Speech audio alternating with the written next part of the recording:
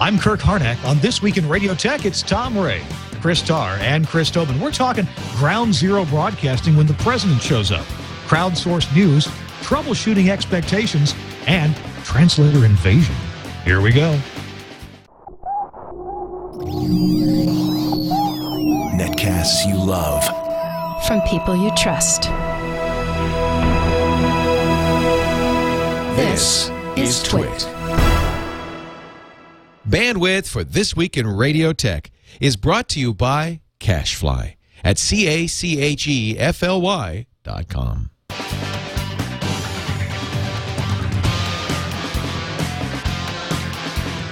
This Week in Radio Tech, episode 81, recorded May 4th, 2011, from toilets to transmitters.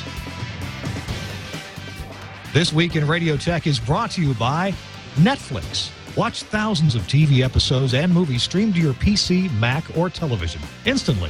Plus, get DVDs by mail in about one business day. For your free 30-day trial, go to netflix.com/twit. And by Omnia Audio and the new Omnia 11. Big market radio engineers are calling it effortlessly loud. The Omnia 11. Check it out on the web at omniaaudio.com. It's time for This Week in Radio Tech. Hello there, I'm Kirk Harnack, your host, and really glad that you're with us. This is the show where we talk about, well, if you're a fan, you know what we talk about. We talk about radio stuff, and that's everything from audio to RF and antennas and towers and sometimes even the things that engineers are tasked to do that they really shouldn't be tasked to. We're going to make that the topic of a show one time. I've got some great co-hosts that have been with us from the very beginning. Let's introduce them to you now. They are way more qualified than I will ever be to talk about engineering. Let's first of all go to the heart of the Hudson Valley and Tom Ray. Hey, Tom. Hey, Kirk, the guy who does it from toilets to transmitters. That would be me, speaking of things that we get tasked to do. I'm a VP of Engineering at Buckley Broadcasting, WOR Radio in New York City, and hey, I'm here and ready to go. You must be important because you work at a station that has only 3 call letters, and that's pretty rare. Well, you see, we're in New York City, and somebody stole one. You said that before, I think, and I walked right back into it. I'm here. Also with us from New York City, the best-dressed engineer in radio, it's Chris Tobin. Hey, Chris. Hello, Kirk. Hello, Tom. I'm the broadcast technologist here at CBS Radio in New York City. We have got 6 stations, 3 AMs and 3 FMs, and like Tom, I don't have 3 call letters, and we have no thieves tonight, but we are on the lookout. And tomorrow's a big day at Ground Zero, so it's busy. I understand. We're going to chat about that in just a few minutes. I want to hear about the preps for that. And also with us from Mukwonago, Wisconsin, it's Chris Tarr, the Ninjineer. Hey, buddy. Hello there. I am the Director of Engineering for Intercom's radio stations in Madison and Milwaukee. I'm also a contributor to Radio Guide Magazine. I host the website broadcastengineering.info. Boy, you name it, I've probably done it.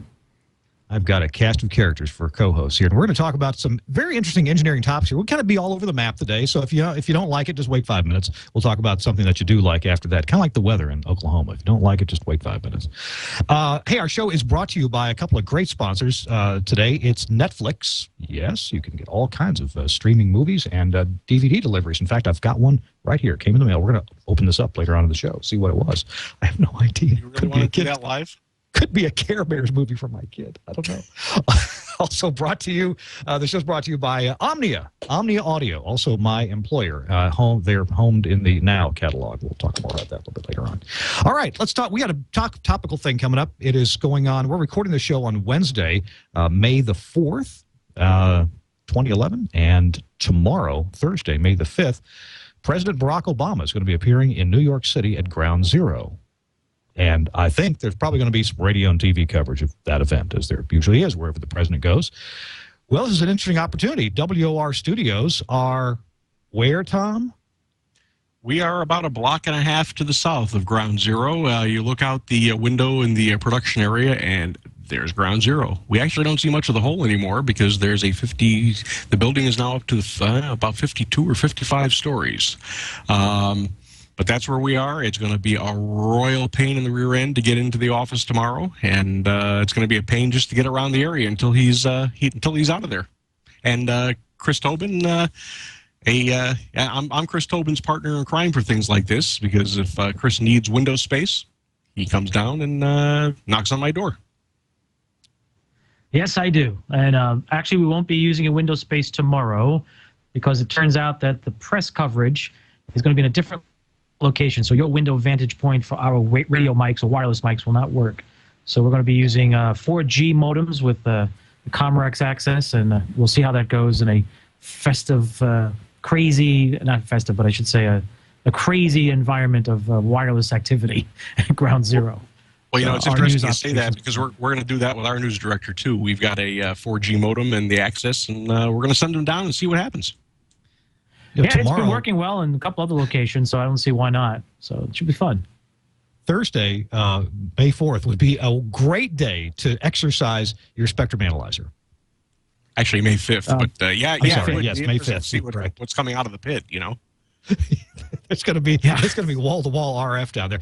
You know what's amazing about this whole concept of radio, of RF technology, and I've always been amazed by it. Never have yet fully wrapped my brain around the logic of it all, is how we can have so many radio signals in the air at the same time on different frequencies that our human bodies cannot detect, and yet we can build equipment that picks up just one, separates them, it ignores all the others to a great extent, not entirely, but to a great extent ignores all the others and only tunes in the signal of interest. And it can do this whether it's an analog signal or some RF that's been modulated in some kind of a digital format. There's different kinds of those where the information is carried digitally. It's just amazing what our tech can do to allow so many things to operate in the same space all at once. I just think it's amazing.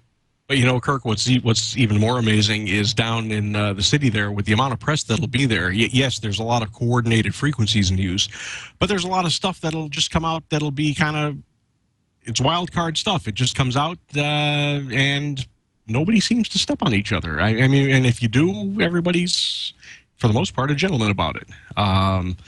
It's always amazed me that we could do stuff like that and get away with all the frequencies in use, and nobody's in a fist fight over it. Nobody's stomping on somebody else. Nobody wipes anybody else off the air. It's great. I got to believe that happens sometimes, though, and that's why we have like NFL game day coordinators, usually members of the SBE who volunteer their time to coordinate RF frequencies at NFL games. Oh, yes, definitely. Matter of fact, I've been invited. I haven't partaken, but I may this year to to be part of the team for a couple of games that does that. But they do that so there are no problems, not only in the stadium. And we have Giants and Jets Stadium over in New Jersey. It happens to be in what I consider to be RF Alley, because you've got WOR over there, you've got 1010 Winds, you've got WLIB, WJWR, the auxiliary facility for EPN right now. They have moved their site, but the auxiliary facility may be coming down soon.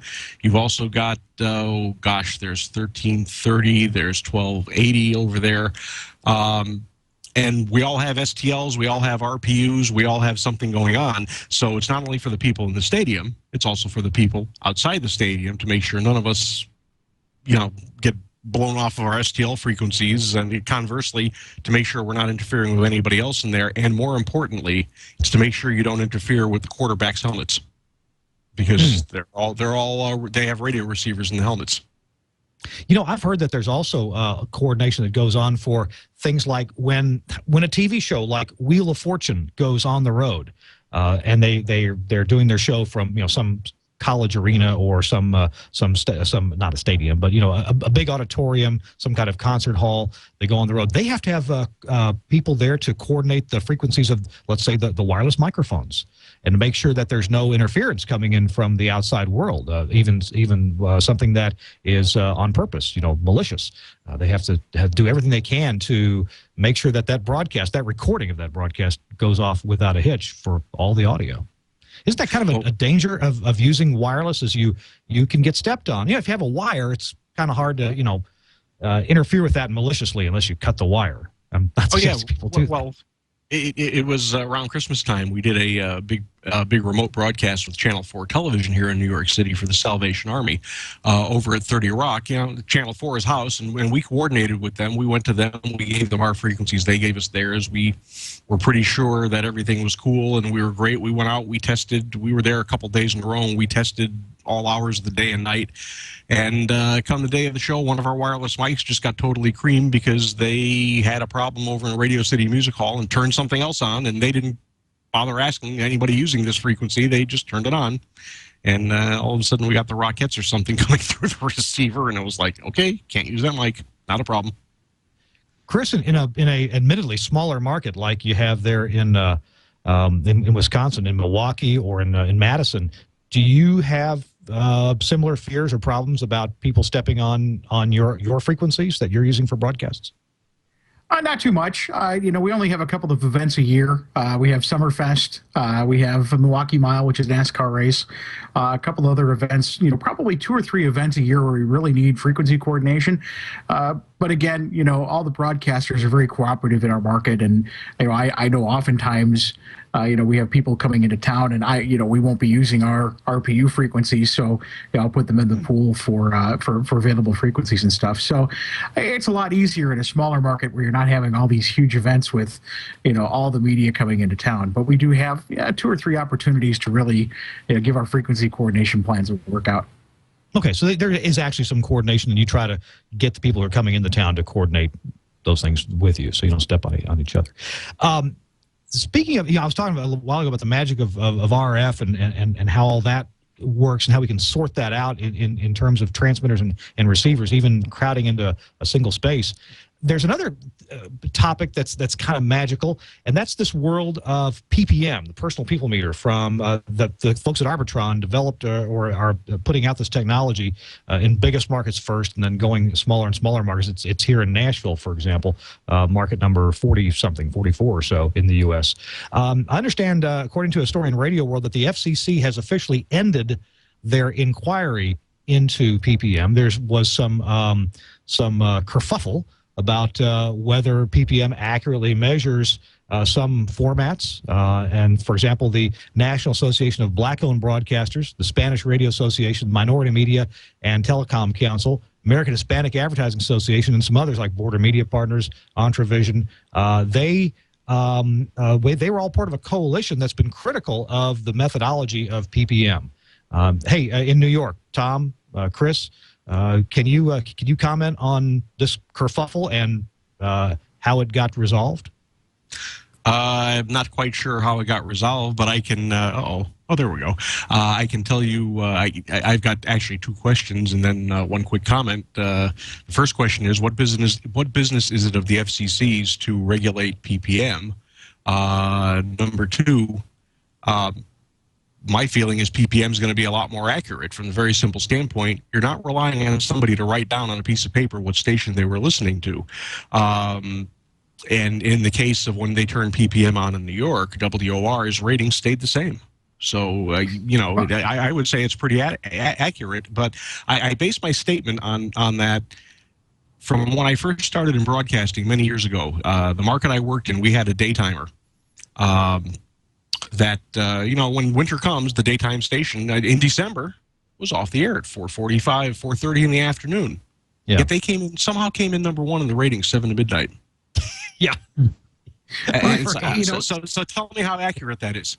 Yeah. Well, here's the deal with that, and with you know, some of the problems that the minority stations are talking about is, for many years, including daytimers, Arbitron would weight those numbers.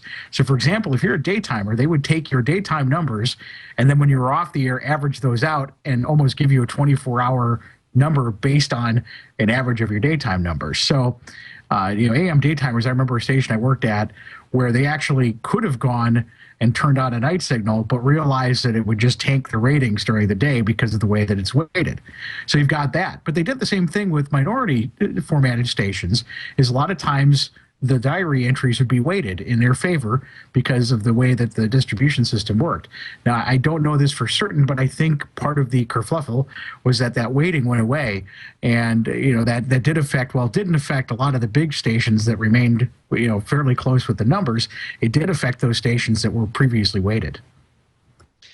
Well, I should explain the tech we're talking about here. I'm sure there's some people listening or watching that PPM. I've kind of heard of that, or I haven't heard of that. What is that exactly?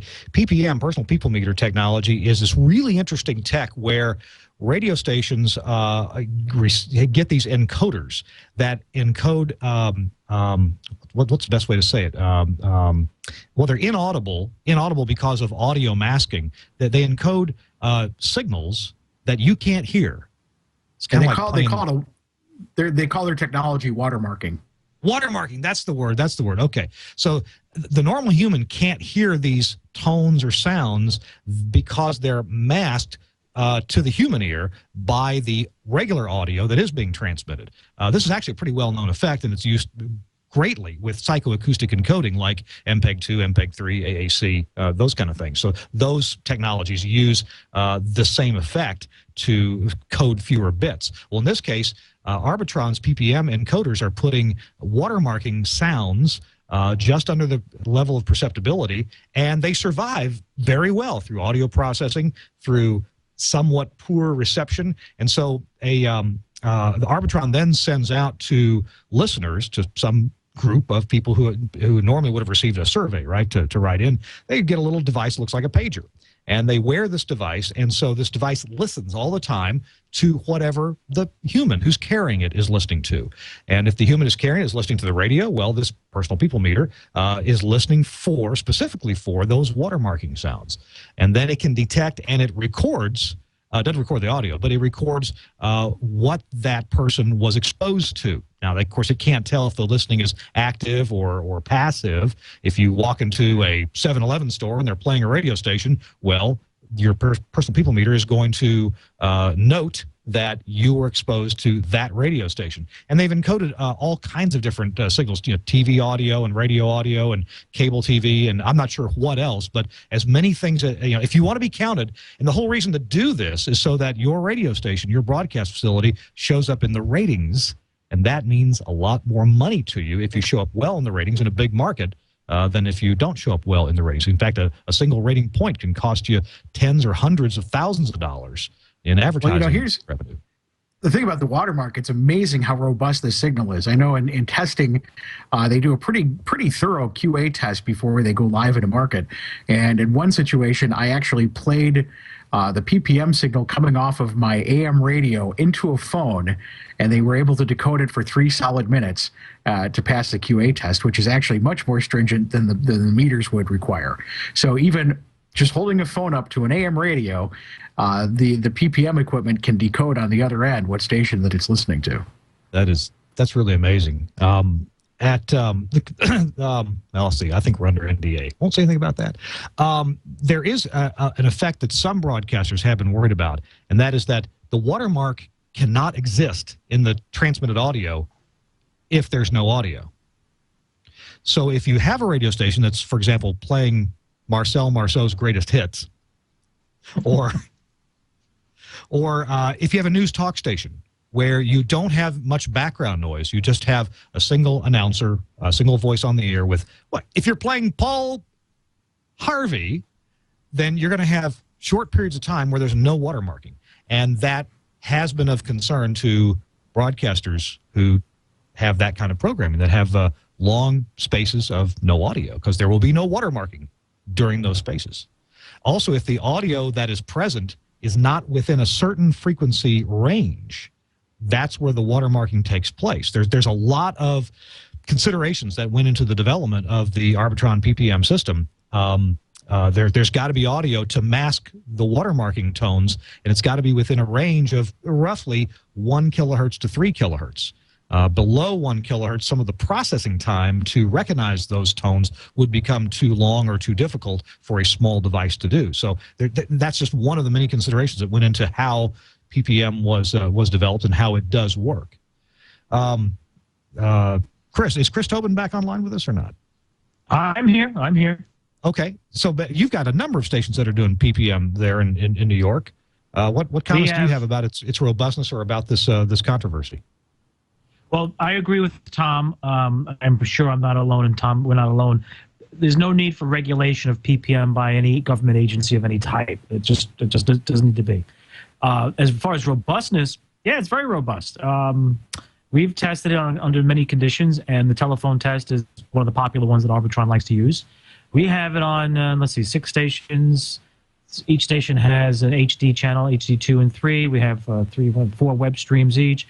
Yeah, I got like 3 racks loaded of PPM encoders, gray boxes, and we've got decoders set up, or monitor decoders, to make sure that we're encoding. So that sends out emails, phone calls, and a few lights go off, beta bright signs flash in the various studios when PPM encoding stops.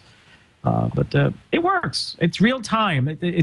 It's a game changer. And if you understand how it functions as far as a programmer is concerned, a programming person, you can game the system, believe it or not, in your favor.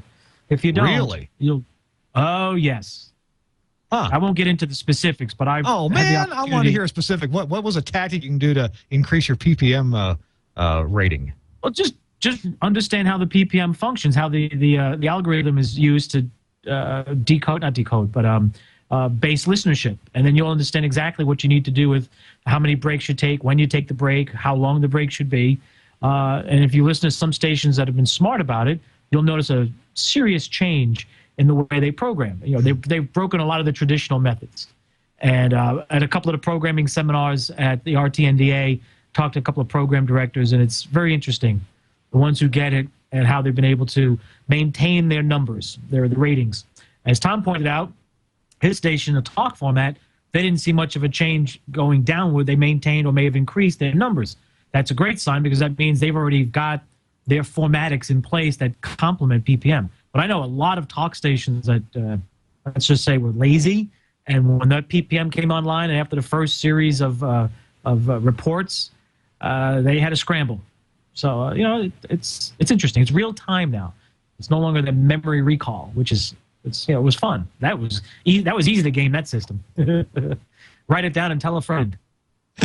Hey, we're going to take a break here and hear from one of our sponsors. And when we come back into the meat and potatoes of the program, Tom Ray had a very interesting visitor at his radio station at WOR, and we're going to be checking into that. So, Burke, you be ready, buddy. Right now, I want to tell you about the folks at Omnia. That's the folks who make the world-famous Omnia 6 processor, of which there are thousands of on the air around the world. By the way, this is the new catalog from Telos, Omnia, and Axia, and these are just hot off the press. If you went to NAB, then you could have gotten one of these at no charge from our booth. This is a gorgeous, like, coffee table sort of book. In fact, look who's here inside the Now catalog. It's Leo Laporte with a picture of the very studio that we're talking through right now, and the Axia audio console there. But I'm here to tell you about Omnia.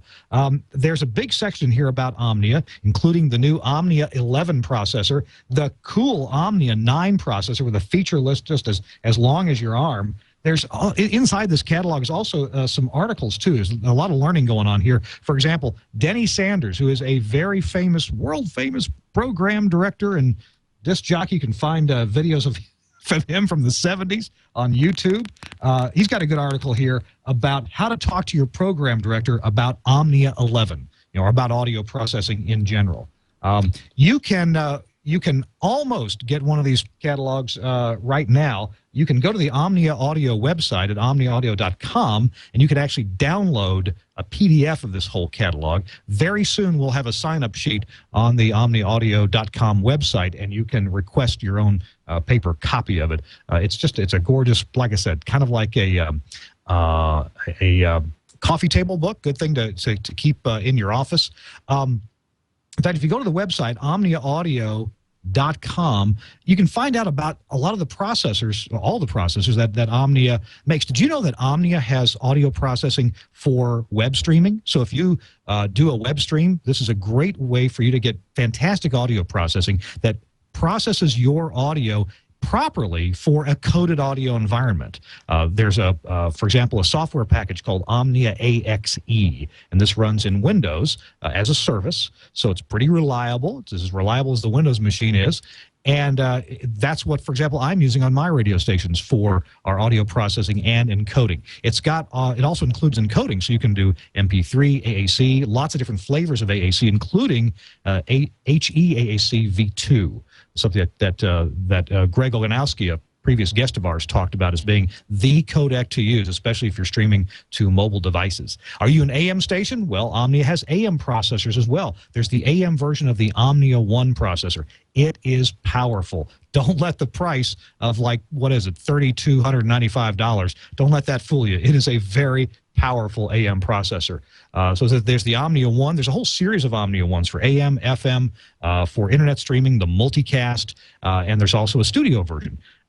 There's also the Omnia 5 for AM processing. A number of big city stations, including several in New York, are using the Omnia 5 EX for AM processing. There's a range of FM processors as well, the Omnia 1, the Omnia 6, the soon-to-come Omnia 9, okay, maybe much later this summer, and the Omnia 11, which is shipping now. If you're doing digital audio broadcasting, there's the Omnia 1 multicast, and if you're doing audio mastering, there's the Omnia 6 CD, perfect for mastering CDs or other, high-fidelity things that you want to be compatible with broadcast processing. So check it out, OmniaAudio.com. Very glad to have Omnia Audio as a sponsor of the show, and you can go download this whole catalog. And I'll tell you, as soon as we get the form on the website, you'll be able to have one of these catalogs sent to you at no charge. Check it out. Thanks, Omnia Audio. All right, Tom Ray, you had a special guest in your studio today, right? Actually, it was yesterday, and I'll tell Burke when to bring the picture up. I'll preface this by saying I've been doing this a long time, so I don't get starstruck. I mean, I've exercised on the lobby floor at WR with Richard Simmons. I've worked with Joan Rivers. I've run the board for Cousin Brucey, and if you're not from New York, Cousin Brucey was one of the big jocks on WABC in the heyday of Top 40 radio. I have told Reggie Jackson where to put his ego when he came in to record a radio commercial in Hartford one day and just kind of plunked his rear end down in the chair, looked at the copy, kind of read it, dropped it, and walked out of the room. It was like, dude, no. I've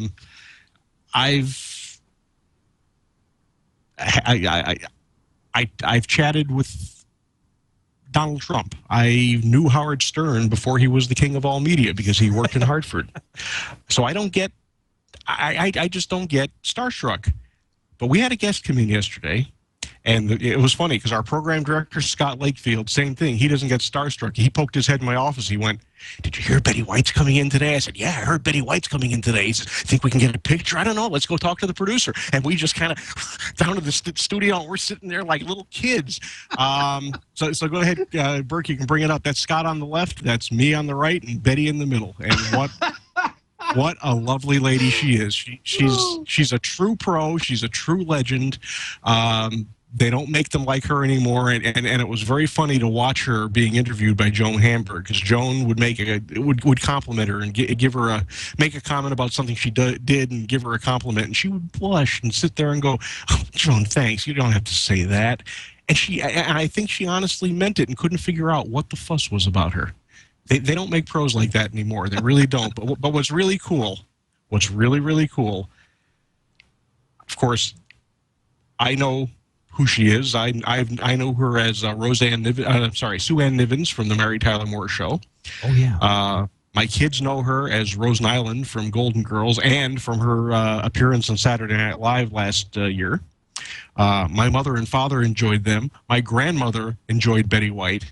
So I mean, I got to meet a living legend and someone who I've just idolized for many, many years, and it was a thrill. It really is. It's one of the perks of working at a station like WOR. You get all kinds of people who come in the door, and she was just a doll. She really, really was. That is cool. That's a good story. That is neat, being behind the scenes at big stations, even smaller stations. I got to meet Billy Idol one time, but that's no comparison to Betty White. How cool. Well, I also noticed that Burke says, and she is funny. She is a riot. She's an absolute riot. And it was funny because Joan asked her about the Saturday Night Live appearance. Yeah. And she says, first of all, I was asked many, many years ago, and I turned it down. And she says, it's for a younger generation. It's my kind of comedy, but it's a younger generation. Who'd want Betty White there? And when this whole thing started on Facebook, she says, my manager came to me and said, you got to do this. And I looked at him and said, I don't got to do this. And he said, no, you got to do this. And she said, let me tell you, I had a blast. And if you go back and watch the video of her when she did that show, you could tell she was having the time of her life. That's a good story. Thanks for sharing that, Tom. And the picture, too. I appreciate that a whole bunch.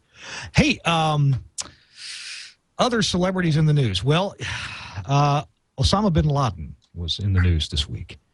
And a lot of folks heard about the killing, the assassination, taking out of Osama bin Laden first through social media sites, through their Twitter feed, or maybe on a news site. I think I first noticed somebody saying something in a Twitter feed. I was working here in the office late that night, and so then I was right in front of the computer, so I went and checked news.google.com, and sure enough, there's a news story. And then I turned the TV on. I don't have a radio handy. It's actually in the next room feeding a server.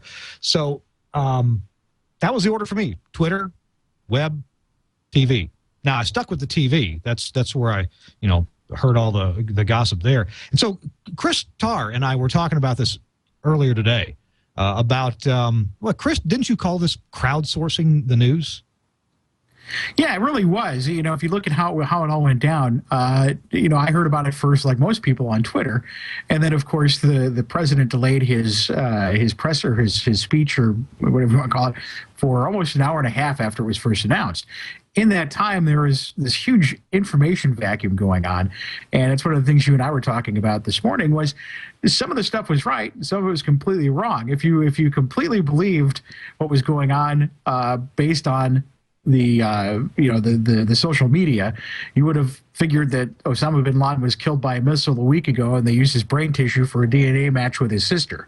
That was kind of the big round of information that was going on for quite a while.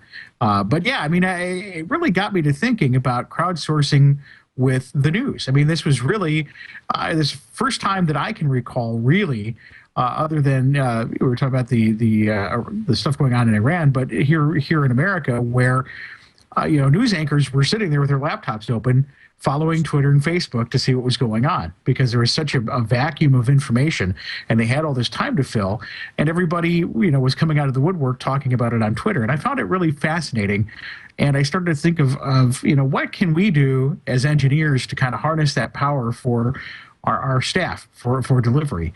And I think Chris Tobin, this is probably right up his alley with WINS. Some of the things going on down at Ground Zero, people with recording audio and taking pictures and recording video. All of a sudden we have 1 million reporters out in the field. It's very interesting. Mr. Tobin, you guys at CBS have any way to?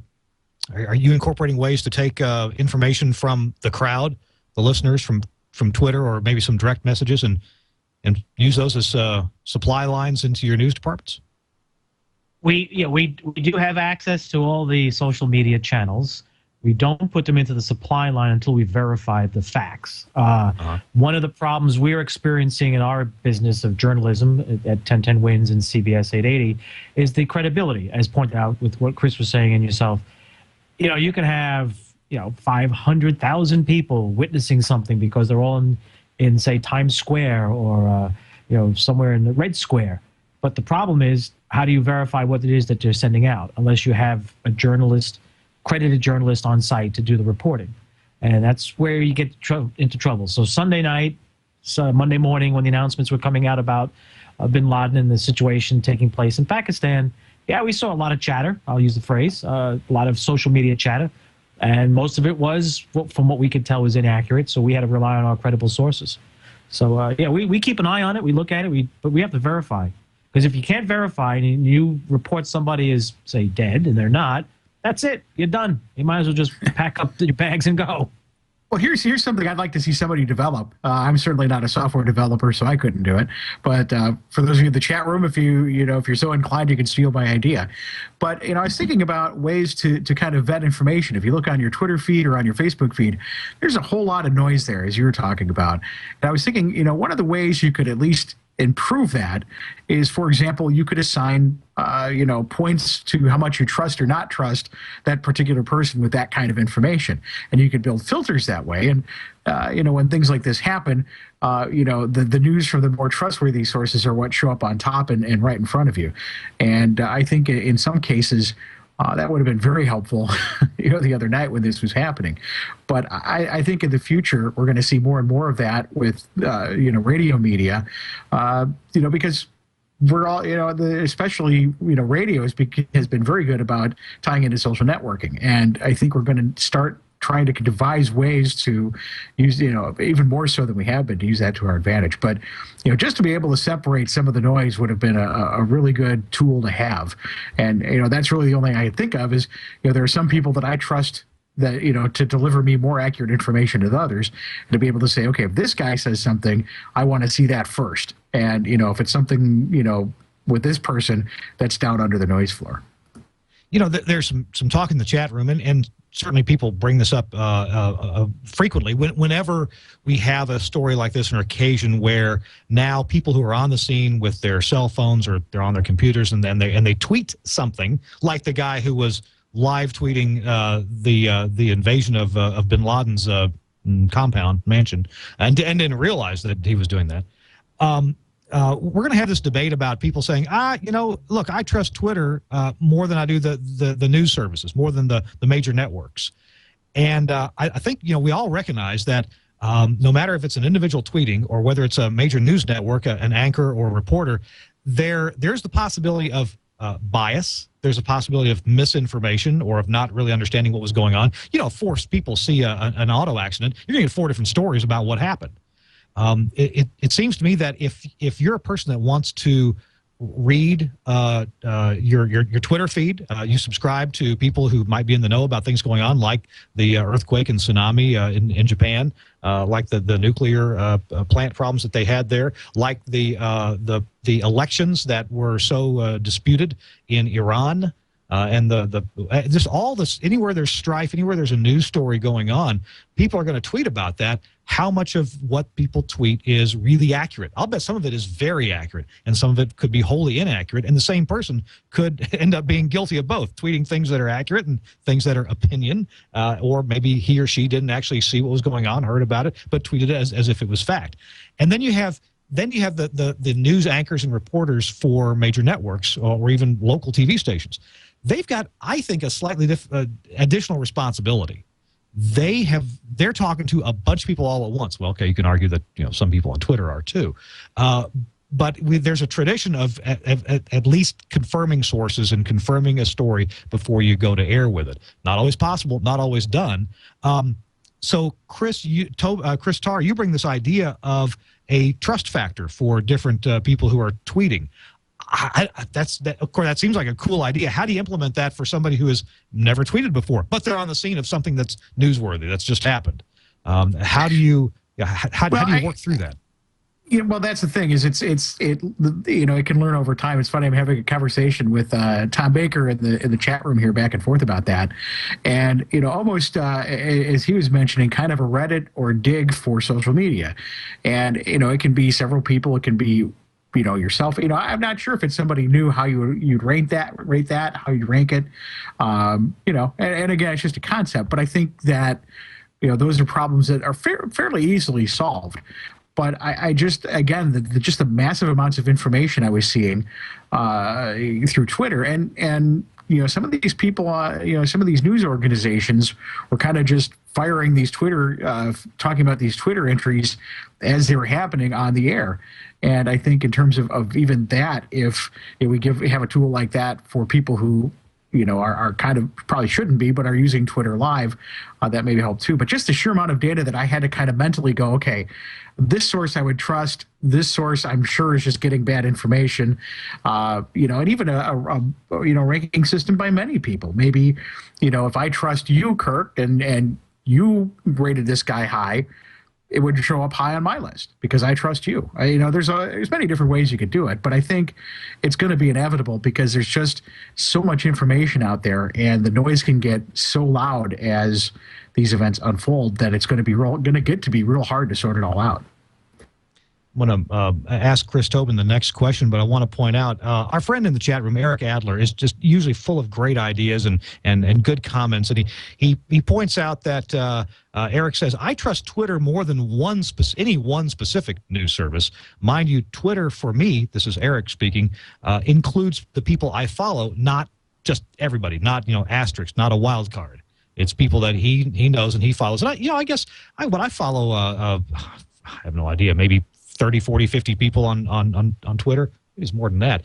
And you kind of get to know who's going to tweet something that you trust, want to hear about, that agrees with what you generally know to be true in the world.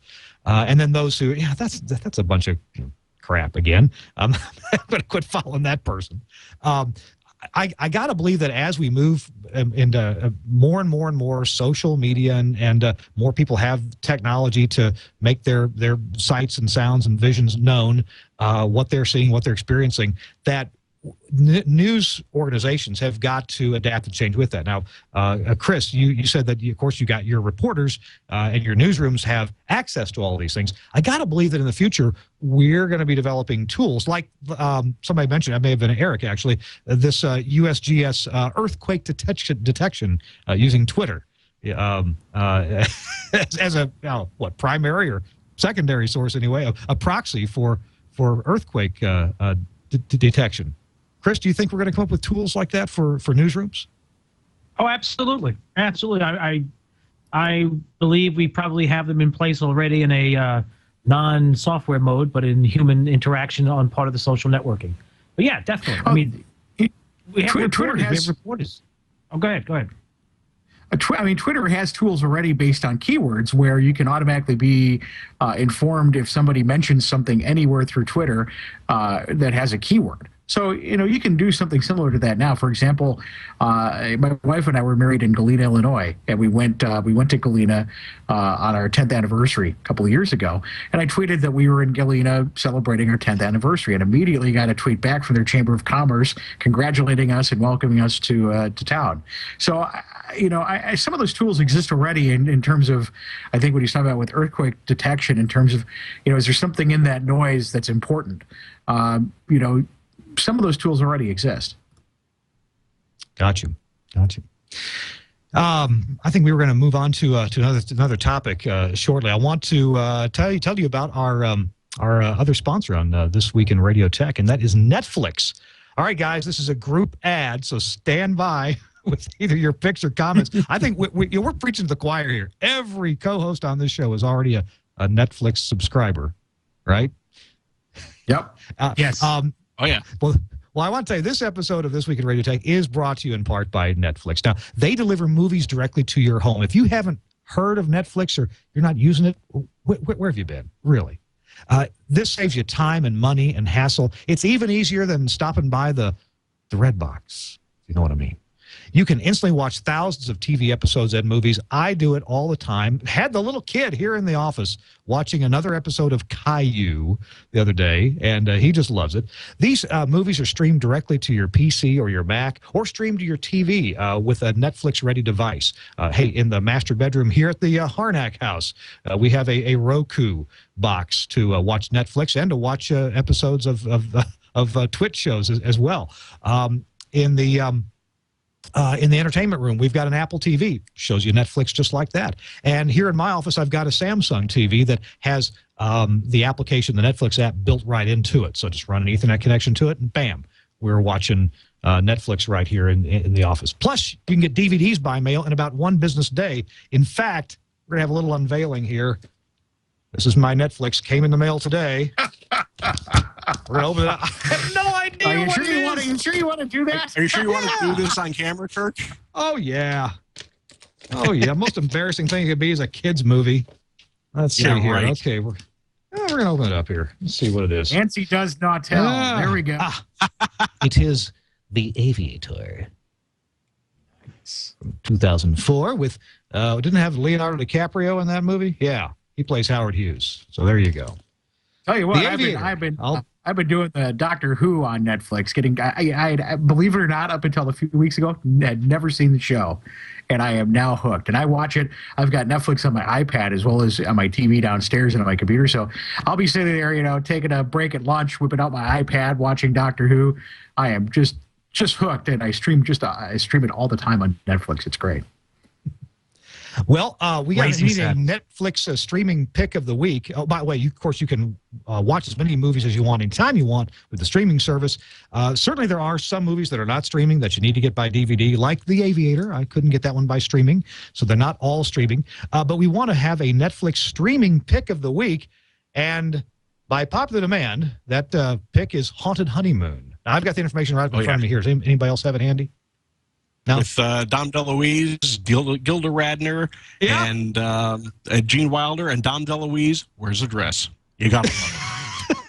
It was directed by Gene Wilder. It's a comedy, spoofs and satire movie, and also rated as a screwball movie. It's goofy and scary. It has typically, well, I guess maybe this is a rating for me. It's got 3 and a smidge stars. For me, the average rating from viewers, 3.4 stars out of 5. So it probably will not be the highlight of your annual movie watching experiences, but hey, there's some broadcast in this. Chris Tarr, won't you tell me that this happens in a radio station? Is part of it? Oh, wasn't me. I didn't see it. Tom Ray said it. Tom Ray was. I did. Oh yeah. No, it actually takes part. What it is, it's an old radio show from the 1940s, and they go in. And it's a show about these two people who go on their honeymoon and end up in this haunted castle. But what happens is after they start acting out in front of the microphone, they take on the characters and the movie changes, and you're in the castle and you're on the trip and the whole bit. And the killer is when Dom DeLuise, in a dress, comes out and there's a storm, and he goes, "Listen," and the storm has. And I'm not going to ruin it for anybody because he comes out with a word that today we say it on the air without thinking about it. But back in the 40s, oh my God, you wouldn't even consider saying it on the air. And all of a sudden, bang, you're back in the radio studio. Well, Haunted Honeymoon is our co-host pick of the week. You could instantly watch this movie or choose from thousands of TV episodes or other movies when you register for a free trial membership. If you haven't signed up yet and you are listening or watching this podcast, shame on you. Go to netflix.com/twit. You can start your free trial right there at netflix.com/twit. We thank Netflix for their support of This Week in Radio Tech. All right, as promised, Chris Tobin. I'm sorry, it's gone right out of my head. We were going to talk about something engineering-wise, or was it psychotic? Oh, the expectations, or do you want to talk about Ground Zero? We already talked about. Yeah, we talked about that. Yeah, it was I expectations. sent you one on translator. I sent you a note on translators. Yeah, we're gonna wrap up with that story too. It was expectations, and in fact, this kind of relates to troubleshooting and repair, but it has to do with so many things in life, and that is our expectation of what is wrong or what we're going to experience before we actually get there. Now, it's natural that, we as thinking engineers, if we hear of a problem, something's reported to us, we tune in our radio station and we hear something wrong, we immediately, our brain starts to fly into the mode where we try to figure out what's wrong. Where would that problem be coming from? Let's see, the station sounds great, but there's no stereo pilot. Or, there's no left channel on every other song. Where could this problem be coming from? These are fairly obvious, but so a problem like that, for example, if there's no left channel on every other song, that couldn't be after the stereo generator. Not going to be there. There's nothing wrong with the exciter if it's being fed AES or composite. It's going to be before the stereo generator process or before a digital embedding process. So that's the kind of thing we think about. And I just wanted to chat for a minute about how our expectations of what a problem is can lead us seriously astray. How we might think, oh, I know what that is, I'm going to go fix it. And we get there and we follow this path to fix what we think is wrong, and we're befuddled by, well, this isn't fixing it. This isn't it after all. And we have to kind of back up and look at the big picture again and say, okay, now what else could really be causing this? What brought this to mind today was kind of a silly thing that happened to me today. I was in the car, and I was making a phone call to Chris Tobin. And I was holding the cell phone, and I punched dial, and I was fully expecting to hear the ringing. I guess I was expecting it to come out of my speakers in the car because usually my phone is connected to the Bluetooth in the car. And I had totally forgotten that I had put these on my head. So when the ringing occurred, it sounded like the center of my brain where the ringing was occurring, because these are stereo telephone earphones. And my brain just went in lockdown for a second. Huh? What's going on? I'm hearing a ringing tone like from the middle of my head. And it actually took a couple seconds to realize, oh, I'm wearing headphones, and they're stereo headphones.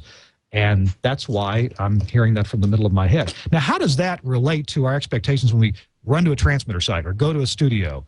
Any of you ever experienced this, being led astray by this? Tobin, I'll talk to you first, because I think you said you had some similar experiences. Yep. Oh, yeah. Nope. Yeah, I've, let me see, we recently, so we had a problem in a transmitter room recently, and one of the guys ran into the room, immediately looked at the transmitter and said, oh, there's the problem, and was looking at the wrong transmitter, and realized after he went pressing buttons, he had now 2 transmitters running into an antenna system. And it was just because you run in and left to right, you always think left is number 1, the right will be number 2, or backup, whatever you want to call it. And it just so happened that we had switched to the backup as part of routine maintenance, and oops, first thing the person thinks of is the main transmitter is the one on the left, and that wasn't the case. And that's one of the times your brain is just like, I guess you cache a memory, and then you just run into a scene under pressure. You just quickly recall that image, and you access it, and you're just like, whoop, let me do it, and then realize after the fact. So your headsets with the telephone. On the one hand, making a mistake like that could just cause you a few extra moments of time, or result in 2 transmitters being on the air at the same time in the 2 different antennas, if that's your setup. But making a mistake like that can also cost you your life if it has to do with leaving a breaker on to a transmitter or some device, and you think the power's off, and it's not. And that is not an uncommon way that engineers and other people who work on equipment perish, are electrocuted. Chris Tarr, do you have some kind of similar experience to either warn us or teach us about how your expectations need to be? It's good to have some focus, but it's also good to be prepared in an instant to back up and look at the bigger picture. Well, I did mention this on another episode where I did that with a power supply, where I just assumed it was off because of the routine I was in, and started working on it. I had my hand between the poles on it, on the transformer, and the whole time it was live. I think what happens a lot of times in these situations, especially in emergency situations, and I try to teach this to my guys, is when you're driving in and there's a problem, your mind starts to process what it could be, and you start to think that's what it should be, and you have the solution almost in your head by the time you get there, and you just start to act on that without really looking closely at everything, because in your mind you've already figured out what the problem is and how you're going to deal with it, and you kind of get thrown through a loop when that's not the situation. So a lot of times what I have to do is, and I tell others to do, is first of all, count to 10 and just realize you don't know till you get there. You don't start running through the worst case scenarios and running through this and that. Think about what you might be running into, but don't already decide what the problem is before you really have, as I like to call it, you don't have all the facts and evidence yet. So don't make any assumptions based on facts that aren't in evidence. Wait till you get there, and then from there process what you see. That's one reason why it's so strange to go to a transmitter site that's off the air and you drive up and the tower's gone. Because that's not what you're really expecting. You're expecting to find a breaker thrown or the power's off or something like this, but you get there and the tower's on the ground. So the building's on fire. Yeah, or the building's on fire. Exactly. Tom, I've had that. I've had the building on fire. Oh no. Oh jeez. Tom, what do you got for us along those lines? Well, no, I agree with Chris. I mean, you don't want to get a preconceived notion. And yes, your mind does start processing. Oh, it could be this, it could be this, it could be this. And especially like a WOR, we've got a fairly complex antenna system, and we've had a couple of antenna problems. And I've caught myself, when I was much younger, I would very easily chase my tail for an hour. And I've caught myself driving up to the transmitter site going, oh, it could be this, could be this, could be this, could be that. And one thing that I found once, we took a lightning strike, but it didn't really destroy anything. And I pulled up, and I had been talking to the station on the way down to the transmitter site, and the station was on the air. It was functioning fine. The common point was right where it belonged, yet the Tower 2 and Tower 3 readings were all over the place. And when I showed up at the site, that's exactly what I found. And I went out to all 3 tuning houses. Didn't see anything out of the ordinary, but yet I smelled something in tuning house 2. And it followed me. We have metal cabinets, and we actually have the tuning unit. We've got detuning. We've got filtering. And then we've got a cabinet that's the output cabinet that's right before the tower. And that's where the smell was coming from. And Kirk, I must have stood there for a good 15 minutes looking at this thing going, what could it be? Because there's a coil in there, but the coil wasn't it hadn't arced over, and it wasn't overheated, so that's not what I was smelling. And there are 2 vacuum capacitors, and vacuum capacitors don't smell. I mean, they'll either short or they'll just blow to smithereens with a lightning strike. So it didn't make any sense. And I'm looking at, all of a sudden I realized there's a set of ball gaps, for lightning protection in that box. And I'm looking at one side is on a brass standoff that goes to ground, so that's the ground side, and the other side is on this porcelain standoff. And I'm looking at the porcelain saying, it doesn't quite look the right color. And I took my pen out of my pocket, and I poked the insulator. When I poked the insulator, it shattered. Oh. And I picked up the phone, and I called the station and said, how are the readings? They said, oh, great. I said, thank you very much. Looks like what happened was when there must have been an imperfection in that porcelain insulator, and when lightning hit, it went through the insulator but didn't destroy it. It created a carbon trace, which created a resistor, because I picked up one of the pieces of that piece of porcelain. Let me tell you, that sucker was hot. There was a good couple of kilowatts going through that thing. Sure. But of course that upset the impedance in the tower, which upset everything else in the system. But I thought I must have been out there a good hour, and in that particular tuning house, because I went to all 3 towers, and I'm standing there going, the hell is this? It smells, but there's nothing in here to smell. What I was smelling was, on top of the porcelain insulator was a nylon washer. The nylon washer had melted. Oh, okay. All right. Never would have suspected that. I suspected if we took a lightning strike, I'd find something in smithereens. What does nylon washer burning or heated up smell like? Smells like overheated plastic. If you ever took something like this screwdriver and put laid a soldering iron on the plastic handle, that's exactly what it smelled like. Smells like plastic, tastes like chicken. Yeah. We got one more topic to hit before we end the show. Chris Tarr had brought up the subject of translator invasion. Chris, what does that mean? Well, recently the FCC changed regulation for translators, allowing AMs, as long as they're within their daytime contour, to rebroadcast their programming on FM translators. Same rule goes for rebroadcasting HD subchannels.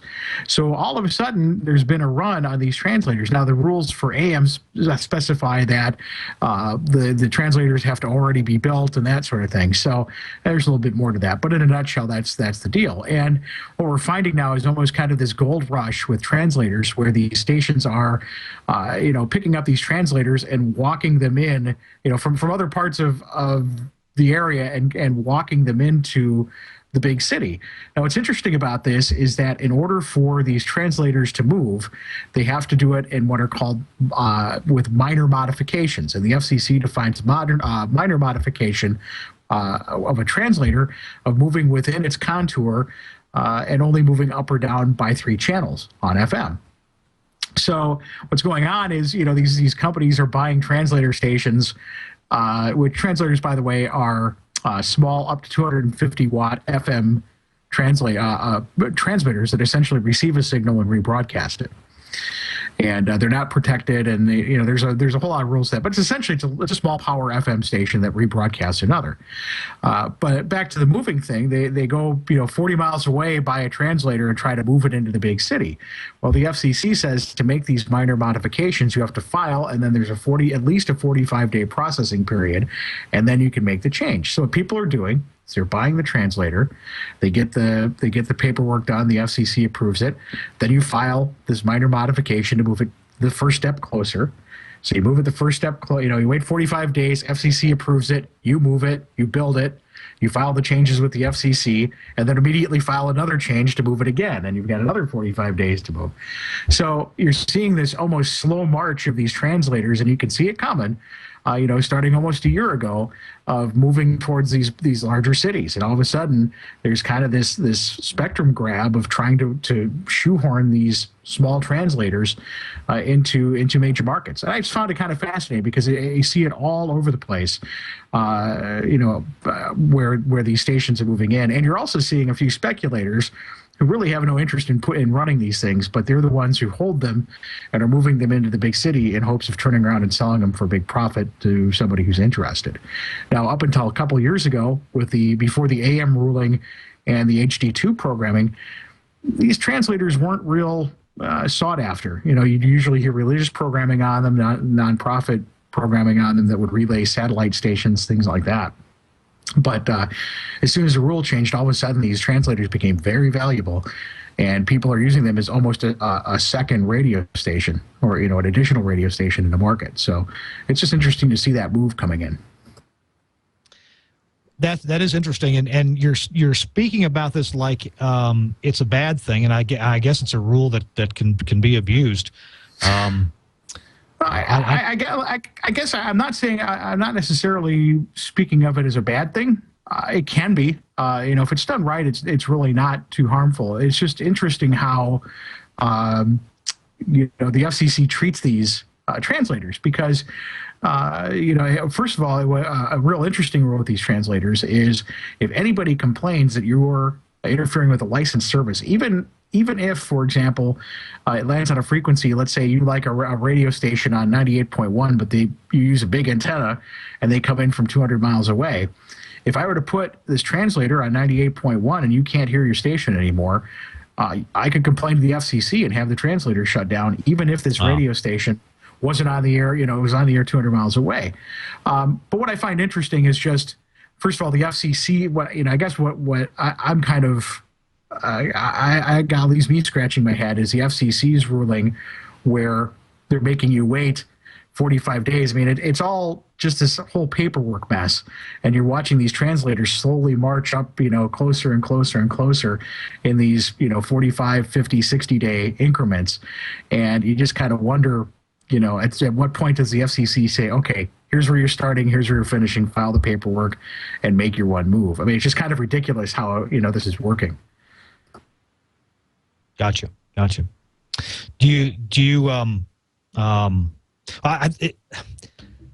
I think that the stations that I own in Mississippi did the same thing. We had a translator in the sprawling metropolis of Clarksdale, Mississippi, and we really wanted to move it to the other sprawling metropolis of Cleveland, Mississippi. And so it took 5 steps to move it, and we did. And yet the paperwork was kind of ridiculous. Look, I mean, couldn't we just move it to Cleveland? Why did we have to move it a little bit to where the signals overlapped, theoretically, and then move it again to where the signals would again theoretically overlap?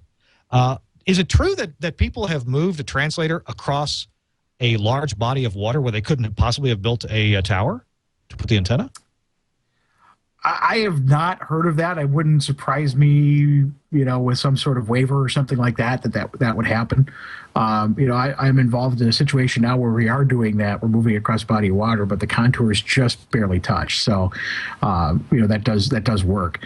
But it really is. It's one of those where it's, all the things together with the people buying the translators to essentially flip them, and the FCC slowing down the paperwork, and it's kind of like watching snails race because in my particular situation I can see literally 4 or 5 translators trying to move into Milwaukee, and one of the broadcasters involved bought like 2 or 3 licenses just to see which one he could get in first.